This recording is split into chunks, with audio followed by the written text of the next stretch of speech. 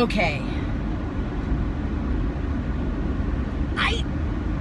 I saw a story today through my friend Rick Virkant of Bark Gallery, and it was a piece on a local news station about how there is a rush on huskies and people wanting huskies because they watch Game of Thrones and they want a fucking direwolf. Okay, so first and foremost, direwolf, not a pet. Second of all, like really, I mean, come on, you don't pick a dog breed based on a movie. It's a bad idea. Bad, lousy, shitty, terrible idea. So every time there's a movie, a TV series, just some sort of TV special, a book, a dog wins best of breed at some dog show, all of a sudden there's a run on, it's the best dog, like, I want a Scottish Deerhound because it was the best of breed at Westminster, so that must be the breed that I want. So, it's a bad way to pick a dog. It's why shelters get overrun with dogs, because people pick, and they don't know what they're getting into, and then they decide that the dog is disposable. People, just because you want a certain kind of dog doesn't mean it's the right dog for you.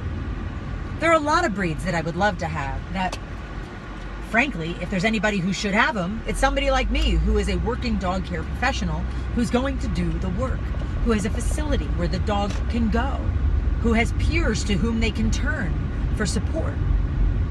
I'm not a dog care civilian. I'm just not. But there are breeds that I don't have because the level of vigilance and responsibility for particular breeds is exceptionally higher, exponentially higher than for most of your average companion breeds. So like, for example, I don't own a German Shepherd. I love them. I've loved them since I was little. I've always wanted one. But it's not a dog that, while I am working as a dog care professional, that I personally want to have. Because I don't want to have that vigilance 24/7. I just don't. Oh, you know, you fall in love with the look of a dog. Like, I get it. But if you're not prepared to do the work that the dog needs to be a good, healthy, balanced dog, don't get the dog. Don't do it. Don't do it. If you have the means, if you have the resources, and you can surround yourself with the resources you need for the dog to get what it needs, then do it. But don't be a schmuck. Come on. Who's going to suffer? You know who's going to suffer? The dog's going to suffer. The dog's going to suffer because somebody got their ego all wrapped up in a panty twist and they got to go get themselves some kind of dog because they think that it's like the dog to have. It incenses me, in case that wasn't obvious. It breaks my heart.